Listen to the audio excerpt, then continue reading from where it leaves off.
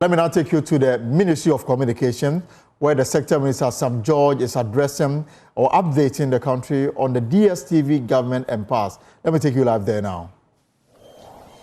ATC commenced the disconnection of power to 80's radio access networks across the country due to the outstanding debt.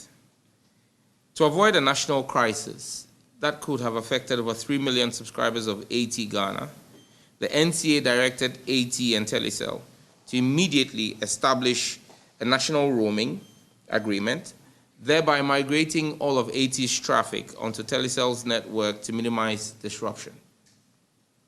It is important to note at this point that all of AT's services, and I'll be clear here, voice, SMS, data, and AT money remain intact.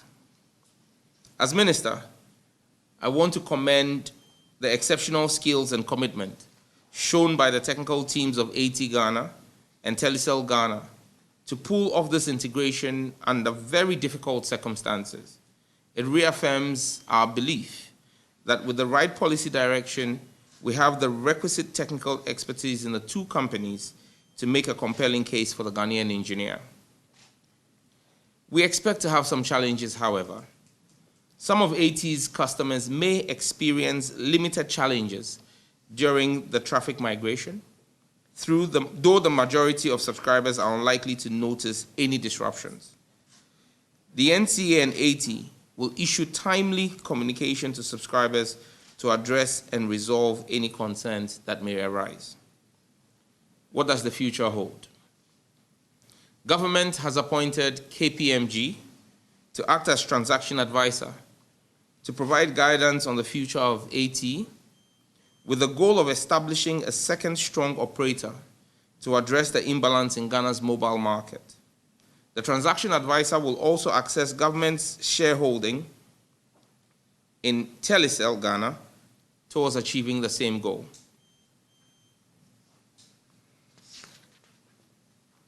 The transaction advisor has been given a strict 60-day timeline to complete its work due to the urgency of the situation.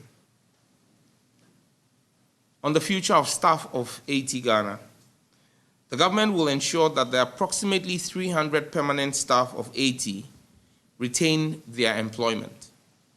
I repeat, they will retain their employment, there will be no job losses. I've already met with the staff and offered them assurances in this regard. The transaction advisor has instructions to also consider the fate of the over 200 contract staff of AT. I'm grateful to the staff of AT Ghana for their candor and openness during my engagement with them. I'm fully aware of the gravity of the current situation on the workers, their families, and their dependents, but I remain committed on behalf of the government to protect them from any adverse situation. We will see sunshine very soon. It will happen. Let me be very clear, and I need to be very, very clear on this because we've seen media reportage. This is not a merger. It is also not an acquisition. We're dealing with a force majeure situation, and the work of the transaction advisor and the recommendations from their report will lay out a clear path for the consideration of government. For emphasis, I repeat, what is happening and playing out is not a merger, and neither is it an acquisition. Government urges all stakeholders, including subscribers, tower companies, suppliers, and creditors, to await the outcome of the transaction advisor's work, which will provide clarity on outstanding debts, services, and the future of AT Ghana. Now, to the second issue. This relates to the pricing concerns and suspension notice served by the regulator to MultiChoice Ghana Limited.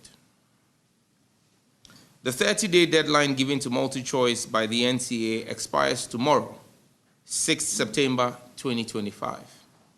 It will be recalled that the NCA had requested for a breakdown of the cost build-up for the various bouquet offerings by MultiChoice in Ghana and in 7 other African countries on the 4th of August 2025.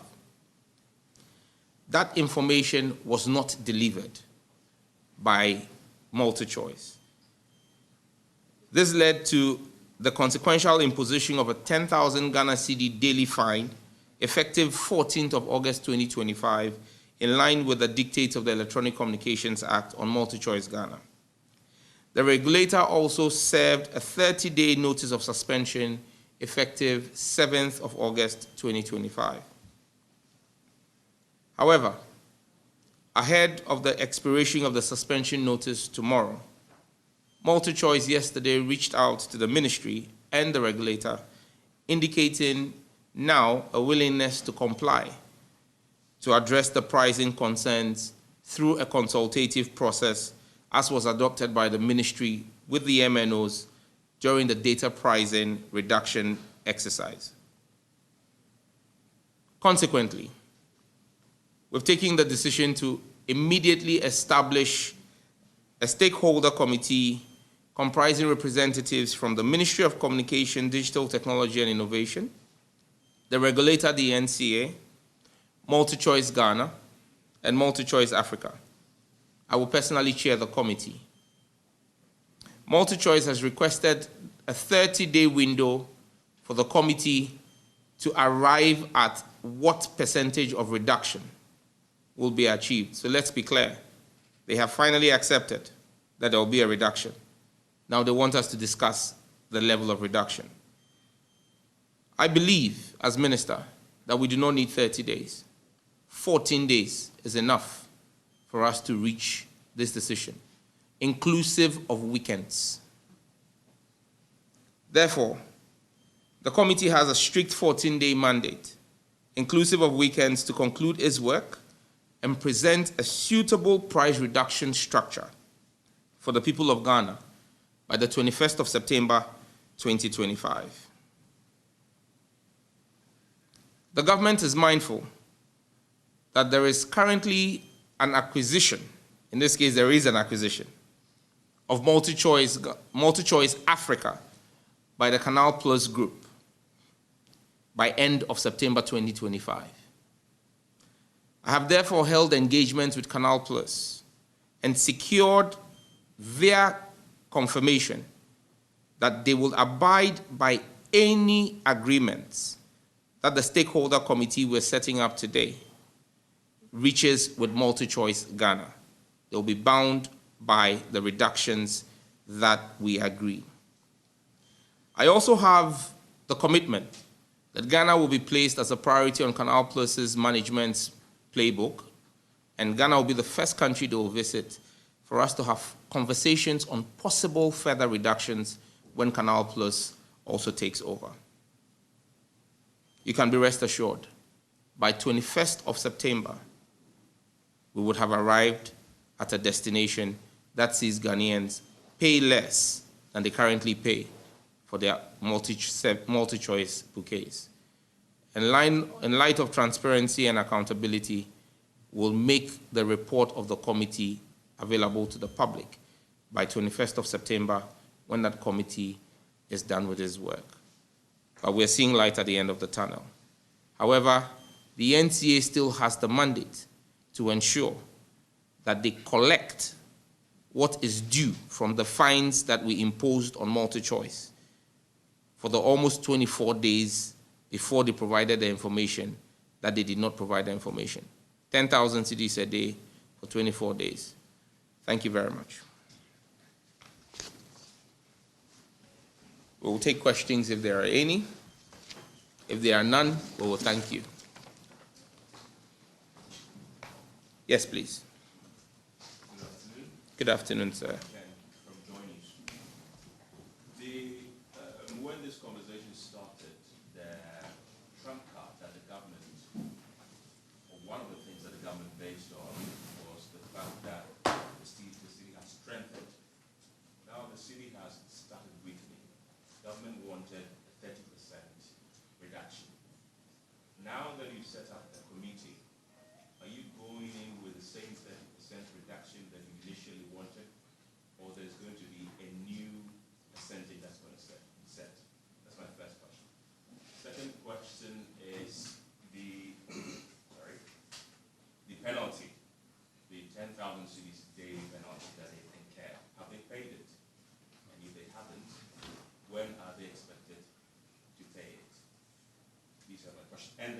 final one, the 81, you said it's not an acquisition, neither is it a merger.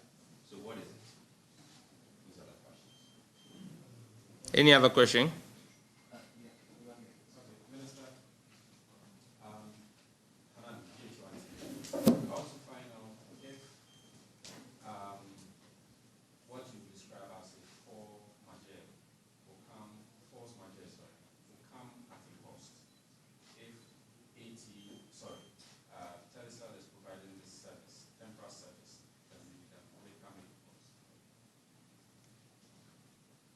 Okay. Any other? I wanted to ask about the timing of the consultation. I mean, they had 30 days, and nothing of such happened. I mean, today is paid. They have in a day or two more, and then all of a sudden there's consultation going on. That's Okay. Any more? Okay, so I'll just take this. Still 30% or less? Yes, still 30%. The Ghanaian cedi today is trading at a stronger rate than it was trading on the 7th of January when John Dramani Mahama swore the oath as president. The cedi today is still stronger than the cedi when Nana-Addo handed over the reins of government. And so yes, still 30% for the Ghanaian people. Has the penalty been paid? I made that point that I expect the regulator to collect. It's not been paid yet because MultiChoice only delivered the information we requested yesterday. And so the NCA will act as the regulator to collect that penalty, as they always do in the case. And I'm fully confident in the capacity of the NCA to do what has to be done. It's not a merger, yes. It's not an acquisition, yes. Because the word merger and the word acquisition are technical terms that have meanings when it comes to businesses. Take, for example, I just spoke about the fact that Canal Plus is acquiring MultiChoice. It's a $300 million acquisition. So Canal Plus is putting down that money and paying off all the shareholders, like pension funds, that are the current owners of MultiChoice. That's not what's happening here. What you have here is a force majeure situation, and in every contract there are force majeure clauses, where an act of God or circumstances beyond human control. I've stated what the liabilities of the company are and the fact that it is unsustainable. So that's the force majeure situation. And so yes, it is a force majeure situation we're dealing with, and in business, or when you're dealing with companies or corporate entities where there's a force majeure, there are legal procedures, and that's why we've appointed a transaction advisor. The transaction advisor will take us through the processes to a conclusion of the matter. Is there any cost for Telecel carrying this out? AT already has a roaming agreement with Telecel and MTN, and so there is no new cost to this. There's already a technical arrangement that has been approved by the NCA for a national roaming agreement between the two companies. So there's no additional cost to the taxpayer or to AT for this. Graphic, timing of consultation by MultiChoice. Well, I would not want to impugn any motive to MultiChoice decision to wait till barely 48 hours to the conclusion. Let's just say they saw light at the end of the tunnel very late and realized that the ministry was not going to back down. They realized that Ghanaians fully back the ministry and that the ministry has the support. In fact, this is one action the ministry has taken that has bipartisan support. The MPP has endorsed this, the NDC has endorsed this, CPP, everybody in this country has endorsed this action because Ghanaians simply say, we won't pay the exorbitant fees again. The law is also clear. The law says that when you're going to suspend, issue a 30-day notice. In that 30-day window, they have the opportunity to engage to remedy the problem. That's the position of the law. And so MultiChoice acting yesterday, 48 hours to the expiration, is fully legal and fully within the law. The law does not say that they must apply and conclude the matter within the 30 days. It says within the 30 days, they must make a move, and they've made that move. Now, they've asked for 30 days. We say we will do 14 days because, again, and that's why I'm chairing the committee myself. As chairman, if it means us meeting on Saturday and Sunday, we will do so. In this ministry, we're a digital ministry. We do 24-hour. We run a 24-hour ministry. My chief director and directors are here. They will tell you, even my deputy minister, on Sunday at 4 p.m. or at 7 p.m., I will send you a message or call you and we work. So this committee will work within 14 days. I'm confident that we will reach finality on what percentage of reduction, because now we've gotten the data we wanted. We'll analyze the data, and on the basis of that, we would come to what is an appreciable reduction for Ghanaians. But like I've indicated, that will not be the end of it. When Canal Plus takes over, we'll engage them again for further reductions. And again, I'm minded that I don't want this committee's work to span longer than the takeover. The takeover is supposed to be end of September. I'll finish whatever negotiations before that takeover happens, so that I have that as my first bite, and then as Oliver Twist, when Canal Plus comes, we'll look for a second one. Yes? You are coming for a second one, round two. You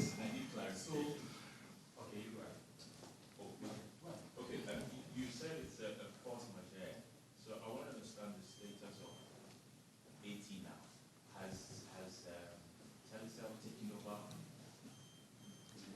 There is no clarity here, and I think everybody is clear in their mind. There is no confusion here. I have been very clear that there is a transaction advisor who is coming to take stock of where the two companies are.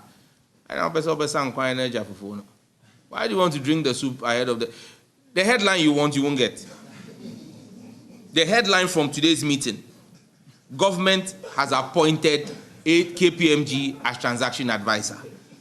Magana Yakare. There's nothing else to add. Yes, sir.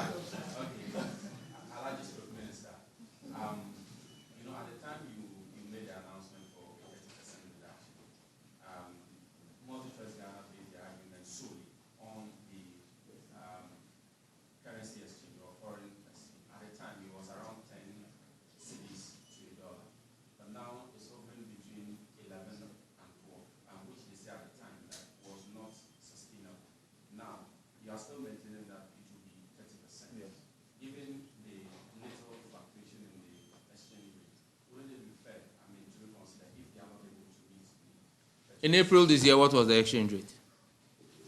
In April this year, the exchange rate was 10. Multi-choice increased by 15%. So if they claim that a depreciation of the cedi is the basis for the increases that they were doing, in April this year, when the cedi was trading at 10, they increased by 15%. If the cedi is trading at 12, it will reduce by 30%. I'm working my own mathematics. So we'll take our mathematics to the meeting and we'll see whose mass is stronger. But bottom line, there will be a reduction. I didn't know you better so. Any other question?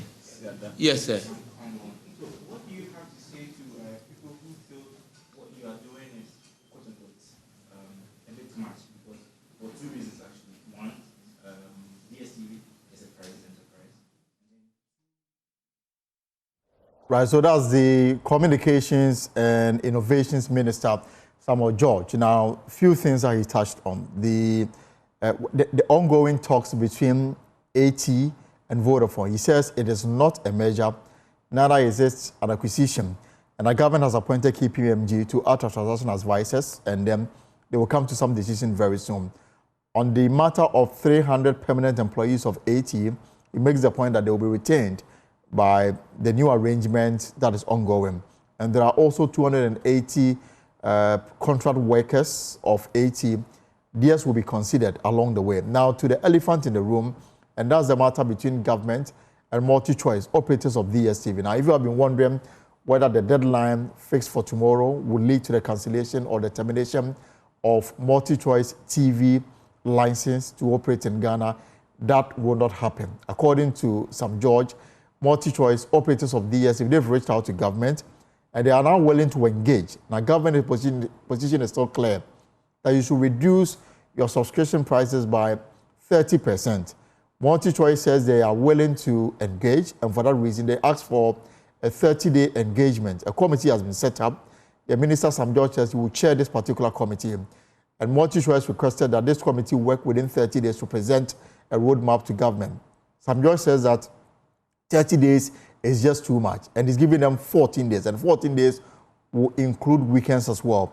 So DSTV and the committee that will be set up to be chaired by the Communications Minister will have from now to the 21st of September to come up with a resolution regarding government approach to get them to reduce subscription prices by 30%. And that is what is going to happen. Sam George says he's already had conversation with Canal France. Canal France, as you may be aware, has bought, the operations of Multi-choice around the world. And that acquisition will take effect at the end of September. But he's hoping that this committee, with this 14-day mandate ending on the 21st of September, will come to a resolution, and government position is so clear. Reduce subscription rate by 30%, otherwise you will lose your license. So that is the breaking news this afternoon. DSTV has additional 14 days grace period to meet with a committee to agree on a roadmap to reduce subscription prices by 30%. It's unclear whether the 30% is what the two bodies will come to a decision on. So this is the breaking news this afternoon, and we'll keep an eye on this matter. We'll expand this further on subsequent bulletins, on Prime, and of course on Top Story, on Joy 99.7 FM. Mr.